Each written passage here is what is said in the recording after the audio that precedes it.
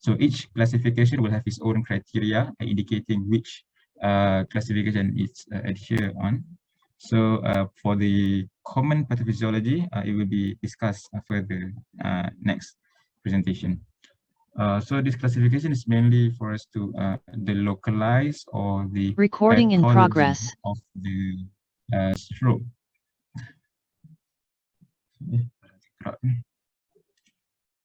Right. For next is for the anatomy. Mainly we focus on how the circulation supply which part of the brain, because the part of the brain and the location of the site of the lesion will manifested in the patient's presentation, be it anterior cerebral artery or medial cerebral artery or posterior cerebral artery. But usually for the anterior circulation, it will affect the internal carotid, also, and mainly it will also affect in the medial cerebral or anterior cerebral artery, and also can affect the ophthalmic cerebral artery. So it depends on where the circulation is. As for the posterior, it will affecting, or also known as vertebral basilar artery, can be affecting the brainstem, lateral medullary, cerebellar, or basilar artery. So this supply of the location of the brain will indicate which part of the brain or how the patient will be presented. So the pathophysiology can be further understood into two. One is ischemic stroke, accounted for almost 85% of cases, whereas hemorrhagic stroke accounted for 10%. However, hemorrhagic stroke have high mortality rate of 50% risk of mortality when the patient have hemorrhagic stroke. For ischemic stroke, it can be due to thrombosis, where the thrombus or atherosclerotic formation within the vessels, causing occlusion and hypofuse, leading to ischemia of the brain tissue, whereas the embolism can be, for example, coming from the heart and cardiac emboli, that lead to also occlusion and hypofuse and untimely cell death. For the hemorrhagic stroke, can be intracerebral and parenchymal due to blood vessel structure and cause abnormal accumulation of blood within the brain. As mentioned before, it will cause space accumulations and also can deteriorate into further complications. Whereas subarachnoid hemorrhage is blood accumulation in the subarachnoid space of the brain due to head injury or cerebral aneurysm or arteriovenous malformation. So the risk factors and differential diagnosis. So the risk factors, the principal risk factors is that for stroke is similar to those of atherosclerosis. As for the causes of stroke, for the ischemic stroke due to atherothromboembolism, 50% of cases, and intracranial small vessel disease, penetrating artery disease, and cardiogenic embolism. For hemorrhagic stroke, can be due to uncontrolled high BP, overtreatment with anticoagulant, which predispose patient to susceptible to bleeding, which impact the coagulation pathway of the patient, and also due to trauma or commonly subarachnoid hemorrhage. Cerebral amyloangiopathy, ischemic stroke leading to hemorrhage and arteriovenous malformation. As for the risk factors of stroke, further divided into non-modifiable and modifiable. The non-modifiable is demographic data like age, sex, ethnicity, where commonly in Asian, Black, African, and also Caucasian races, whereas the family history of stroke will increase the risk of the patient to develop stroke. As for the modifiable, most of the comorbidities also lifestyle of the patient that can be managed or can be controlled actually. Next is the differential diagnosis. The differential diagnosis are mainly focusing on neurological. Due to the patient presentation is neurological deficit, so the differential diagnosis more pointing towards what can cause neuropathic or neurogenic symptoms like metabolic toxic encephalopathy due to hypoglycemia, non-ketotic hypoglycemia, Wernicke-Korsakoff syndrome, drug intoxication, etc. So epileptic seizures, hemiplegic migraine, structural intracranial lesions, encephalitis, traumatic head injury, hypertensive encephalopathy, relapsing multiple sclerosis, which affecting the central nervous system, conversion disorders, hyperviscosity syndrome, and peripheral nerve lesions. Because the patient presented with weaknesses can be due to upper motor neuron lesion or low motor neuron lesions. For the clinical approach, as usual, we'll focus on the history and also clinical examination.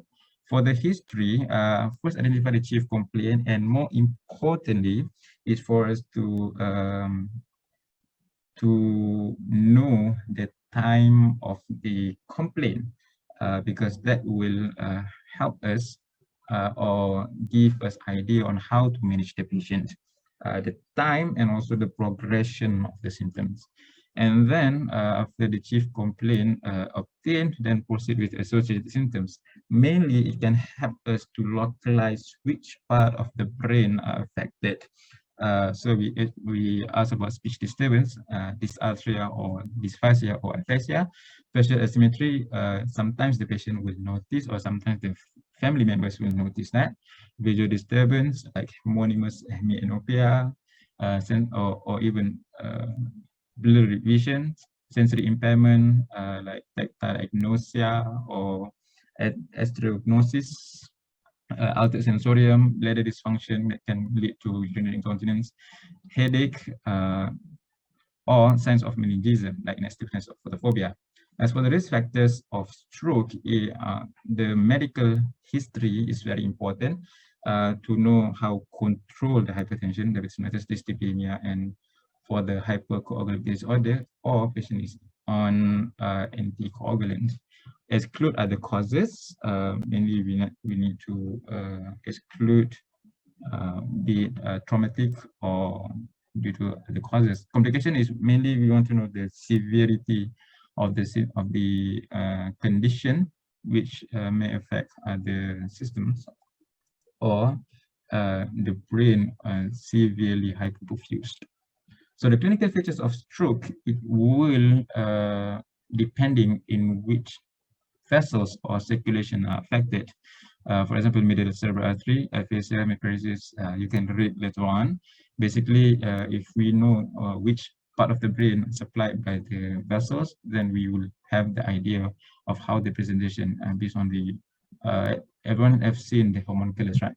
So that part of the idea, parietal lobe dysfunction. So this one is middle cerebral artery.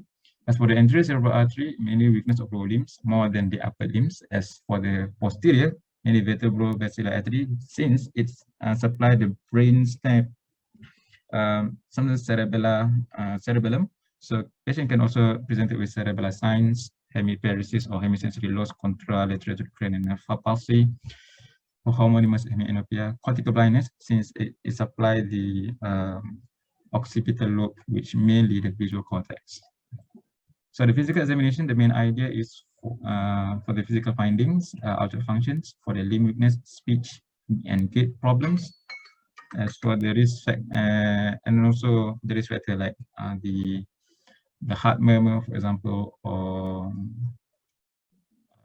abnormal heart rate or AFib, possible complications are also during the examination should be anticipated.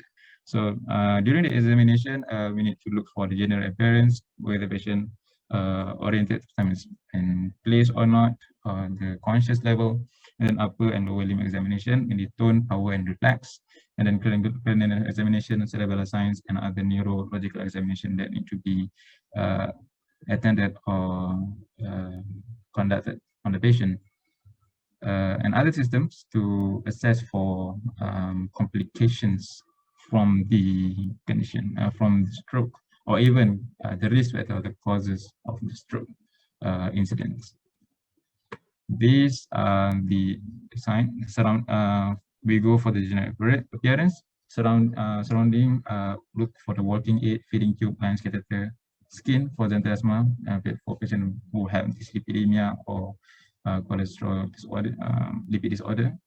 Eye, arcus analysis, another system to complete with CVS, murmur, respiratory infection, distended bladder, cranial examination, motor system. This one, to be fair, that when there's a patient is at early stage of stroke, a patient will have hypotonia and hyporeflexia. However, when it subsequently it will become hypotonic and also hyperreflexia. As for the sensory system, this one can be assessed also for the pinprick and also proprioceptions. As for the gait and also other cerebral assessment like finger nose test, dysdiadokinesia, heel shin test, Rombert signs, and heel to walking. And for the complication, I would like to invite Ibrahim Zaki to proceed with the next part.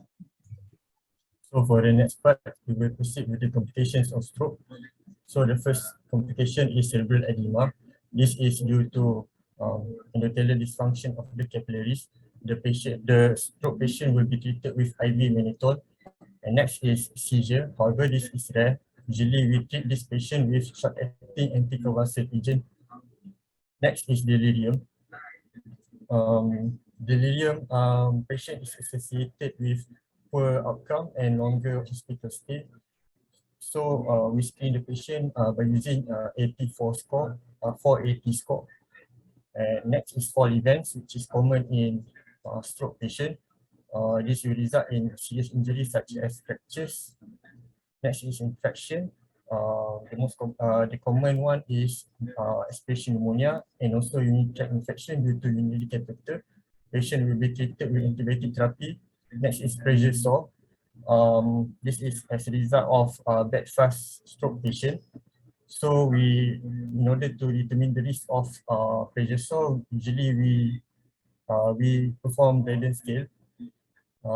Next is deep vein thrombosis as a result of immobilization. The last two complications are due to infusion therapy by altiplase. So altiplase can lead to bleeding and also angioedema, specifically orolingual angioedema, which can lead to airway destruction.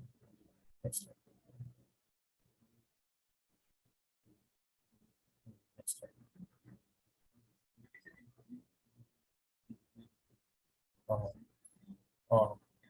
Modified ranking scale to determine the risk of fall and also Braden scale to predict the pressure sore risk. Next slide. So for the investigations need to be done in order to confirm the diagnosis and also to determine the mechanism of strokes, whether it is ischemic or hemorrhagic. Investigation is also done in order to stratify risk and prognosis and also to identify and treat underlying causes which lead to stroke. So first we can do blood investigation such as full blood count, to find anemia, polycythemia, which is a modifier risk factor for stroke, thrombocytosis or thrombocytopenia, random blood sugar, random blood glucose, to find hypoglycemia, which also can lead to stroke mimic or hyperglycemia, renal function test, coagulation profile to rule out coagulopathy, lipid profile to find whether there's dyslipidemia, which is a risk factor for stroke. Next. Some of the optimal blood tests that can be done in certain patients, such as serum SR and CRP, look for any sign of infection, BDRL in syphilis infection, whereby in untreated syphilis infection can lead to neurosyphilis, which can lead to stroke, autoimmune screening, thrombophilia screening, homocysteine, whereby hyperhomocystinuria can lead to stroke. For ECG, need to be done in order to rule out any cardioembolic cause such as atrial fibrillation. Imaging such as CT brain in order to know whether it is hemorrhagic or ischemic stroke, and also to rule out any ischemic stroke mimics. Chest radiograph to determine the cardiac or pulmonary cause of stroke. Next. So this is CT scan of brain. Ischemic stroke is characterized by hypodense lesion, and hemorrhagic stroke is characterized by hyperdense lesion.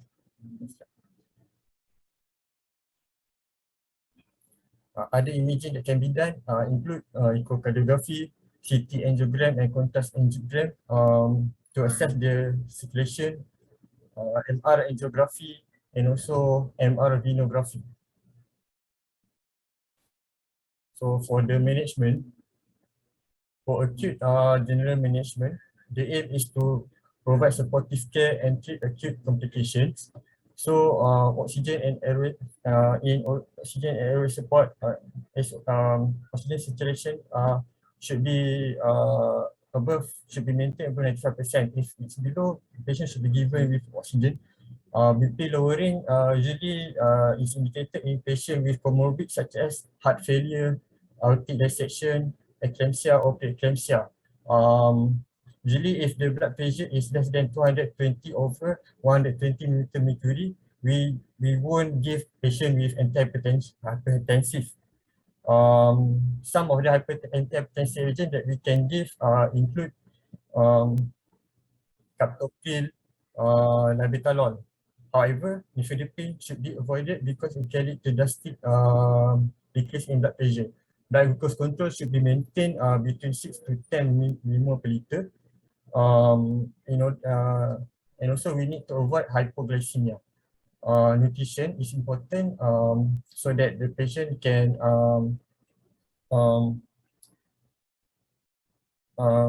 become well. Fever control we can give with antibiotic. Infection control can be treated with antibiotic therapy. Patient with stroke should be assessed whether the patient has urinary incontinence or fecal incontinence or constipation. Urinary catheter should be avoided because risk of urinary tract infection. Pediatric maybe can be considered in male patient. Mobilization in order to avoid complication. However, excessive mobilization within 24 hours should be avoided. To treat increase in intracranial pressure can be treated with mannitol, hyperventilation. If the patient has hydrocephalus, we can manage the patient with intraventricular catheter, deep vein thrombosis prophylaxis, such as intermittent pneumatic pressure, and also heparin. And lastly, to treat seizure, we give with short-acting anticonvulsant agent. Next slide. So the key treatment in ischemic stroke is reperfusion therapy. So in intravenous thrombolysis, we will give the patient with recombinant tissue plus plasminogen activator such as alteplase.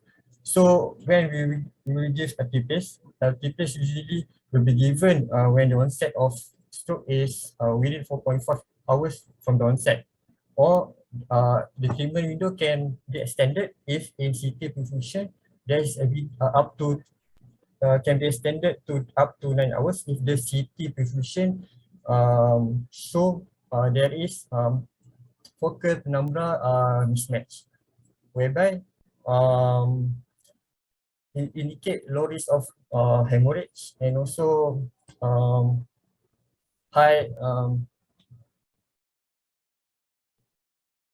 rate of the patient can be treated well. And also if the onset is unknown, we can provide the patient with IVT if MRI there is evidence of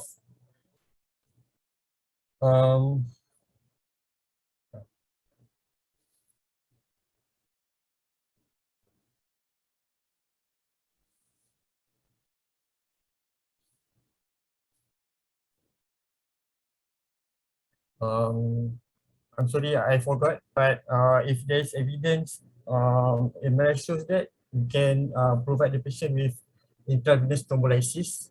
Other than alteplase, we can give tenofovir if there is no alteplase available. Tenofovir can also be given if acute stroke is presented within 4.5 hours with evidence of large vessel occlusion, such as in proximal middle cerebral artery and also internal carotid artery. Next slide. Other than that, we can manage the patient with endovascular thrombectomy. In this management, we remove the occlusion, the thrombus in the vessel. First is hyperacute endovascular thrombectomy, which is usually the patient, we give the patient this treatment when the onset is within 6 hours with evidence of large vessel occlusion, such as in, like I said, in proximal middle cerebral artery and also internal carotid artery.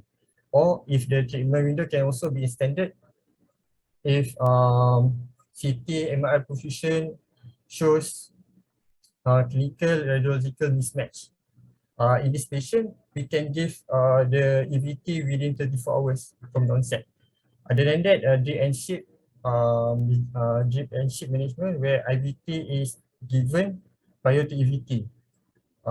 And the onset is within 4.5 hours and there should not be delay in proceeding to EVT. Next slide. So the prognosis depends on the type of stroke, size and location of lesion. Hemorrhagic stroke has higher mortality than ischemic stroke. However, it has a better neurological and functional recovery. Brainstem infarction, large hemispheric infarction and cardioembolic stroke carry a poor prognosis, while lacuna infarct has the lowest mortality rate. Next slide. So if the patient survives the first 30 days after first ever stroke, he has annual death risk of 10%. Usually, if the patient died within the first 30 days, usually due to the effect of the brain damage. If after 30 days, usually the mortality is due to complications of immobilization, such as bronchopneumonia, deep vein thrombosis, recurrent stroke, and also coronary heart disease. So, if the patient had been treated with antiplatelet drug previously, it will reduce the risk of death with about 50% in patient with ischemic stroke. Some of the risk factors for stroke mortality are old age, atrial fibrillation, ischemic heart disease, diabetes mellitus. For the recurrent rates are 4% in the first month, 12% in the first year, 30% by 5 years, and up to 40% by 10 years. And the risk for recurrent stroke is higher in patients with cardiovascular risk factors, symptomatic atherosclerotic disease, active source of thrombosis, or patient who discontinued their antiplatelet and antihypertensive therapies. So about 1/3 of stroke survivors has permanent disability after the first episode of stroke. 58% of patients will survive the first stroke, will regain independence in the activities of daily activity. The progress time is actually determine the functional recovery of the patient. Within the 2 months, the first 2 months of stroke patient, they have greater recovery, but after 6 months, they have less likely percentage to recover the renal function. Other predictors of disability are older age, very low premorbid level of activities before stroke, and subsequent recurrent stroke. That's all from policy.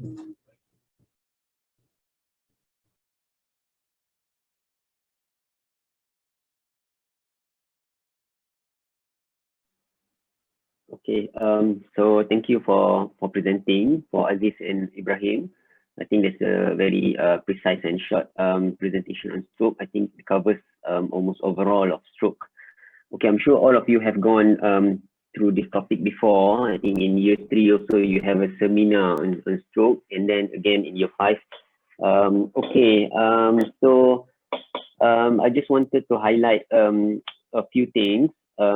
Stroke is common in the medical ward. It's very common presentation, and I'm sure all of you, once you become a house later, you will definitely encounter stroke cases. Okay, either in emergency or in medical ward. All right.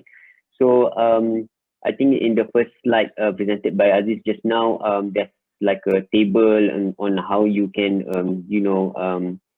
classify stroke. Okay, the thing with stroke is there are a lot of ways how you can classify it, and sometimes it can be very confusing. Yes, that's like, okay, the classification bit. Okay, but according to our latest guideline, I think in Malaysian guideline in 2020, they suggested for easier ways of if you want to classify, you can divide it into 3 groups, either clinical, okay, the other one I think is the etiology, okay, and the other one is I think site of lesion. But I think it's site of lesion if I'm not mistaken. We can double check on that later. Okay, but the things that I wanted to highlight in terms of knowledge on stroke and also practicality, you need to really understand and practice this clinical classification, because when you encounter the patient, sometimes you don't have the imaging yet, okay, with you, or maybe you have the first image of the CT brain, which with no report and no other imaging. So you have to determine what is your findings in your clinical findings, and this is also what will be assessed, I think, in your exam, on how you can identify what are the neurological deficits that will be present in a patient who comes in with stroke. Okay, so you have to at least practice and perform neurology examination, and I think with stroke patient is the best type of patients where you want to practice your neurological examination. Okay, then after you have examined thoroughly, you have to decide how you want to present your findings as well. This is another important thing. Okay, when you want to present your findings, you have to have a logical approach and also not contradicting each other. Okay, for example, if you find out that this patient has a stroke, it will be most likely upper motor neuron lesion. Okay, so you would expect in your findings all the upper motor neuron signs. Okay, if during your examination you found that the patient has for example, lower motor neuron sign, then you have to think of other things, or maybe re-examine the patient again. Okay, that is a part or advice on the, I think, on the clinical bit. Okay, and then especially in final pro later, you will have to perform. I think it's a modified long case, so you have to perform in front of the examiner. Yeah? Sometimes they have 2 examiners and they are very senior. Sometimes it can be a bit intimidating, but if you have done it many times, I'm sure there's no problem performing in front of the examiner. Okay, just be confident with what you know, and just perform it systematically. And I don't think anything can go wrong with that. Okay. Other things, usually in I've just spoken about the clinical, so I just mentioned usually we won't sometimes we are trying to be a bit tricky. We won't give you a straightforward case if we want to give you a stroke patient. One of the tricky patients that sometimes given to students is someone who presents with posterior infarct with cerebellar signs. So there are no obvious, hemiparesis, for example. So sometimes if you miss your cerebellar examination, for example, you think that this patient has no impairment or no neurological deficit, whereas this patient has obvious cerebellar signs. Okay, so just make sure you don't miss all the steps like what I mentioned. Okay, and don't miss if the patient can walk, don't miss the gait examination as well. Okay. Otherwise, during your practice later as a doctor, you also need to, review the patient with stroke daily in the ward. And when the consultant or neurologist round, they want to hear your presentation and they want to know what is the etiologic causes of the stroke. Okay. So why? Because it will affect the management of how we would manage this patient. Okay, in terms of etiologic, I think it was mentioned by Aziz just now, but I think to make it easier, you can classify it into 3 main things, 3 main etiology, which is large vessel. Okay, second is small vessel, and third is embolism. Okay, so if you can identify which type of etiologic this stroke might be, then you can decide on what investigation, further investigation that you need to be doing while reviewing the patient in ward, because you need to understand sometimes, you know, when you've seen a lot of stroke, you just take things for granted and then just treat all the, the possibility of complication of patient who had already had the stroke, but you miss the major etiology, for example, embolism, for example, like large vessel, where they have intervention that you need to do before another stroke comes again. Okay, if it is a small vessel, then nothing can be done apart from controlling the risk factor. But if it is an embolism that causing the stroke or large vessel, then you need to address the underlying factors as soon as possible. That's why it is important to identify it early. All right. Okay. In terms of your presentation just now, I think I would like to add, if you have heard about NIHSS score. Have you heard about that? National Health of Institute of Stroke Scale, NIHSS. That is the other scoring that is commonly being brought up, especially nowadays when we have advancement in the treatment of stroke, which is thrombolysis and endothrombectomy, just mentioned by Ibrahim just now. So later on, you look there's a calculator, there's apps on NIHSS score. Later you read more about that, okay, and make sure you know about it, okay. I don't think it will come up in your exam with NIHSS score, but it will definitely comes up when you work as a doctor later. And if you want to, interested in stroke, then it will be more significant in that, okay. Stroke mortality has been improving in the years because we managed to control the risk factors, okay, among patients. And the other one is because we improve in our stroke unit, okay, stroke care, okay. And in terms of advancement of technology, more and more thrombolysis centers are being brought up, okay. UIA, SUSMEC, not yet, because we just have one neurologist at the moment. We hope to have more neurologists later on. But the centers that I did my attachment before was in UKM. They have a stroke call. It's just like cardio call. It's like MI call, okay, but instead it is a stroke call. Meaning, if a patient presented with stroke, it needs to be assessed by a neurology team within half an hour from ED, okay, and then they need to decide whether they want to call for a stroke protocol or not, okay. Then once they call for a stroke protocol, the patient will be sent straight away to the radiology department, and they will do all the CT scan, not just a CT brain, but also like what Ibrahim mentioned just now, CT brain and CT perfusion, and sometimes they would proceed with MRI as well, okay. Dewey flare MRI.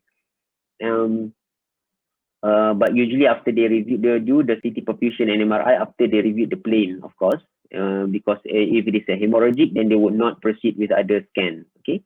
The idea of the extra scan that you mentioned just now, Ibrahim, I noted that you're not familiar with that. I'm sure it is quite new to all of you in terms of MR angiography and also CT perfusion. It is also new to us as well, to the medical doctors as well in general, because all of this is advancements of technology, and it depends on where you practice, where in terms of the availability of this technology, okay, in the radio department.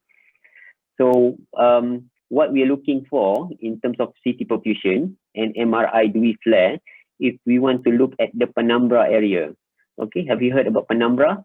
So Penumbra area is where area of the brain where they got a lack of blood supply due to the stroke, but they still alive. Okay, they're still alive and they can be revived if you can, correct you can give back the blood flow to that area. So that are the area that we want to save, okay? And that's how the CT perfusion and MRI reflex plays a role. So if you look at the CT perfusion scan and you can see the penumbra area is viable, then you can extend. In terms of this one, is mentioned that up to 9 hours you can still give altiplace, and then hopefully it will save the penumbra area. But like again, like I said, it is not available yet in SUSMAC, so we don't have a stroke protocol yet. Okay, but hopefully we can have later on. Okay. In terms of, okay, going back to your exam questions, usually, okay, you have you still have true false question, right, in your final pro. I think you have quite the similar format, true false, and then OBA, right, and then PMP. So if they want to give you stroke topic for true false, what you need to know in true false is that you have to know the overall, like this slide I think is quite enough. Or they can ask you true false question about something about maybe like posterior stroke, or maybe they want to ask about anterior stroke. Then you have to know, you don't, the choice of answer of true false will go through all the, you know, pathophysiology, the clinical findings, the imaging, the treatment, if you can understand what I'm trying to say. So all of that will cover all the things about, for example, about the anterior stroke just now. That is for true false. So as long as you have overall knowledge of stroke, I think true false would not be a problem with you answering the true false question. For OBA question, usually it's about locating where is the stroke. Okay, they will give you a clinical scenario. We will give you a clinical scenario saying the patient present with specific symptoms, specific neurological deficit involving the cranial nerve and also the upper limb and lower limb, and you have to identify where part of area of the brain that's causing the symptoms. Okay, this is OBA question. It can be tough, but I think you need to go through your neuroanatomy again to understand, or to at least get some idea which part of the brain causing what kind of clinical presentation. Okay, because like you mentioned before, the prognosis in brainstem stroke is very severe and a very poor prognosis. So you need to know where is the brainstem. Okay, what are the regions, anatomy, location in the brainstem. So you need to know that in quite detail as well. Okay, to answer OBA. All right. So for PMP question, we won't give you if a stroke question comes out, we won't give you straightforward questions on stroke. Okay, we would combine stroke question with other condition. For example, we want to do cardioembolic stroke. So we would give you a patient who is a drug abuser, who has also infective endocarditis, but presented with the stroke symptoms. So it won't just be a straightforward stroke, stroke condition. So, but your question will be standard workup, but you have to also consider the other background that we give you. For example, if the patient comes in with fever, new cardiac murmur, okay, and presented with the hemiparesis, then the question would be, what is your impression? Maybe you want impression on the hemiparesis first. Then you mention about the hemiparesis. Then what are the investigation? Then you put all the investigation for the stroke and also for the possibility of IE as well. Okay, so as long as you can list that, and you have to be more like open-minded in terms of other condition, comorbidity can occur as well, then I think you should be fine into answering that type of question. Okay, because I think Final Pro and Year 5, we won't give you straightforward question for like Year 3. The other things that can come up is young stroke. Okay, young stroke, because it's been coming trend now that stroke patients come younger and younger in age, and I think Aziz mentioned just now, the average age also is 40 plus according to our study in Malaysia. So it's very young to have a stroke. So you need to know what are the workup for young stroke. because this will be asked in your, for example, PMP question. I think Ibrahim mentioned just now as well about the, additional blood tests, okay?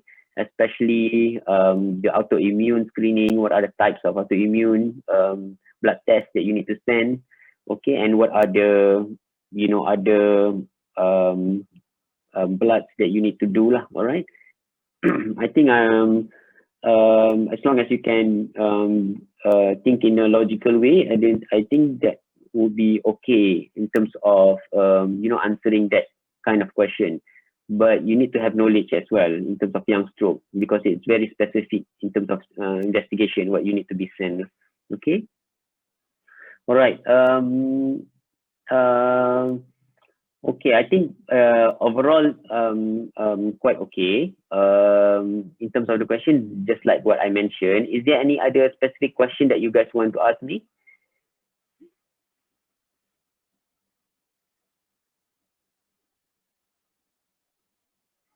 If you want to ask, if you have any question, you can ask me.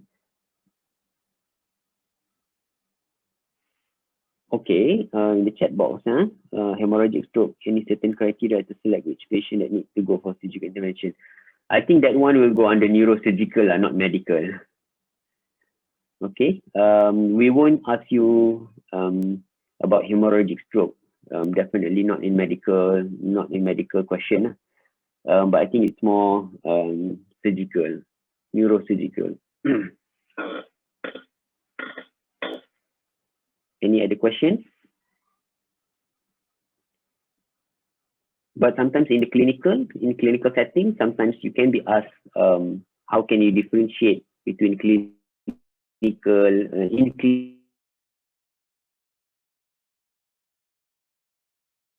in clinical setting, of raised intracranial pressure, things like that can indicate it's a hemorrhagic rather than ischemic. Any other things? Any other question? Assalamualaikum, Doctor. Assalam. So just now Doctor mentioned that the trend of stroke is going more towards the younger patient. So is there any additional risk factors for them, or any other, is it the same pathophysiology? Okay. I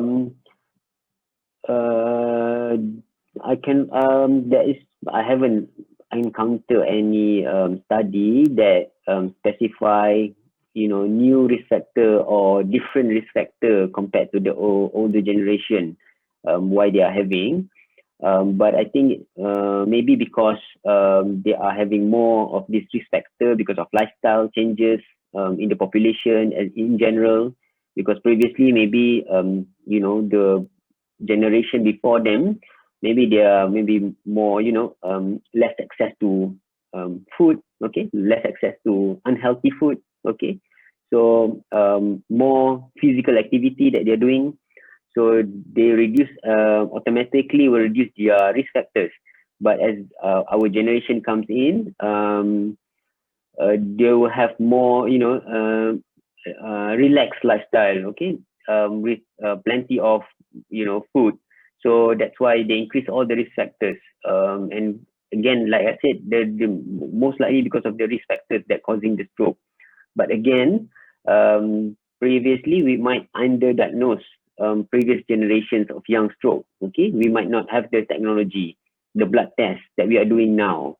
So that's why we are sending all these blood tests to determine whether this is actually underlying like congenital or underlying other disease causing the stroke, or it's just a typical risk factors that causing the stroke.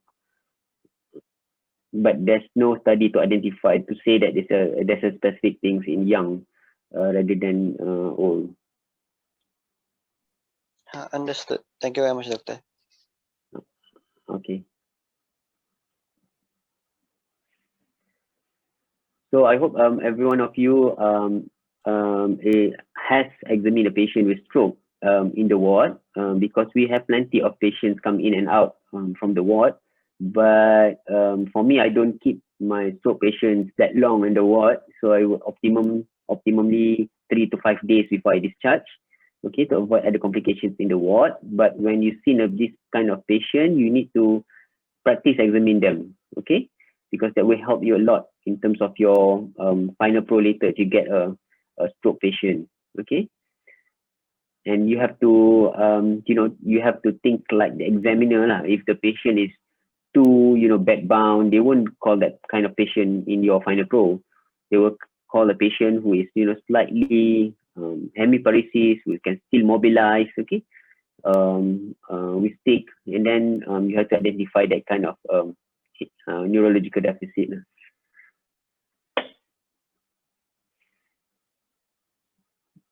Okay, any other specific questions that you're not sure about stroke?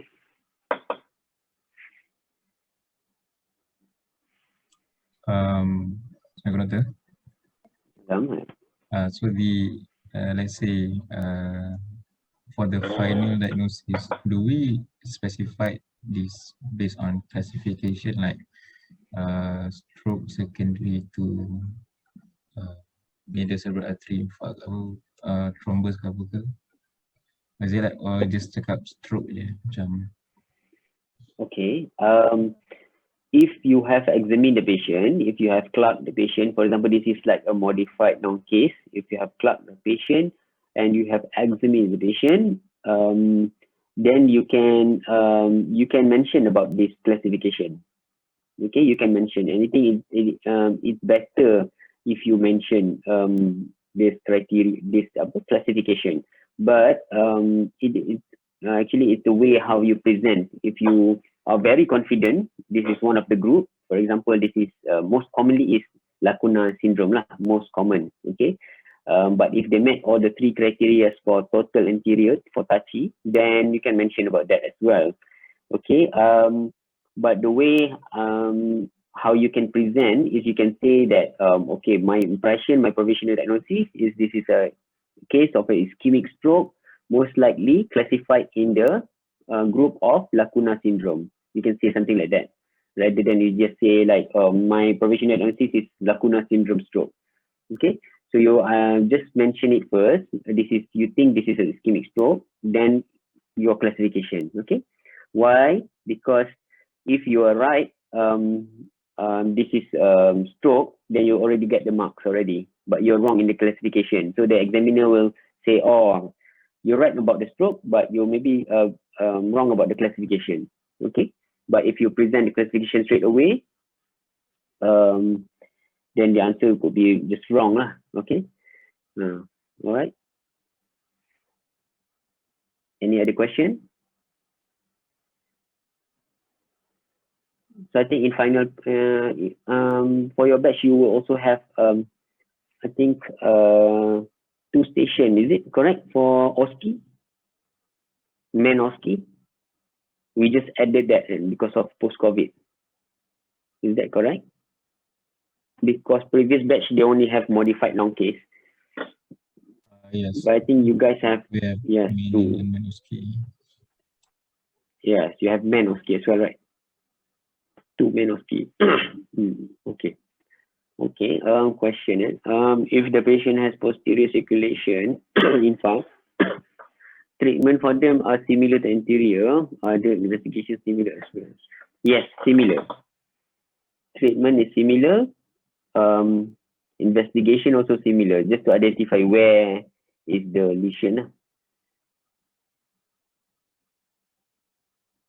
The concept is similar. It's just the area that is different.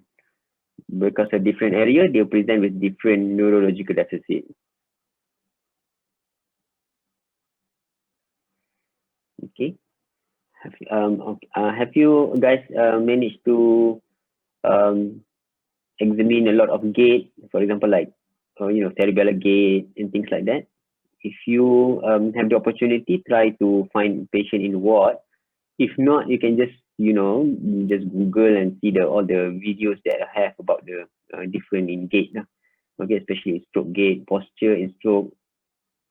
Okay, so that you guys are more familiar about the stroke. Stroke itself is a very huge topic. and you can go very detailed, and but I think for what you have presented, I think it's quite enough at your level. As long as you can perform, like I mentioned just now, perform a thorough neurological examination, identify which classification, and then you can briefly mention about the relevant investigation and also the management. I think you should be doing fine. All right. But theory paper is always going to be tricky, and you have to think more lah. Okay, because we have when we design a theory question, we won't give you a one-step question. There's always two-step question. You understand what two-step question? For example, I want to give you a question on posterior stroke, or okay, maybe I want to give you on minor stroke or TIA. I won't mention the diagnosis, but I just give you a patient with presentation of TIA or minor stroke. Okay, but then the question is not about what is the diagnosis, but the question is about how would you manage this patient. Do you understand? So in that is a two-step question. So you have to read the STEM, get the diagnosis yourself, and then know what is the management of that diagnosis. Okay, without the one who written the question mentioned to you what is the diagnosis. Do you understand? For example, like in minor stroke, nowadays we have study that we give 2 antiplatelets, which is cardioprin and clopidogrel for 21 days. And then we stop one of them and continue with either clopidogrel or aspirin for lifelong. Okay, so if I want to ask you on that question, what is the management of minor stroke? Instead of I ask you straight question, I would give a STEM question of a patient who comes, with hemiparesis, but the NIHS score is low. Okay, that's why important you have to know what is the NIHS score. Okay, if it is low, then it's a minor stroke. Okay, then what is your management? So that's the question. For example, like in OBA question. So you have to know the diagnosis first after reading the STEM, and you have to know what the management of the diagnosis. For example, okay, this is like a two-step question. Most of the question will be that kind of question. Okay, there are a few, 1 or 2 questions that will be direct question. Okay, because we have to mix easy and difficult questions in your paper. All right. So far, anyone encounter difficult stroke question, having difficulty examining stroke patient? No? Okay. Okay, I open again. If anyone has any question. If not, I think we can end the session and you can take some break before your next session. Any other last question?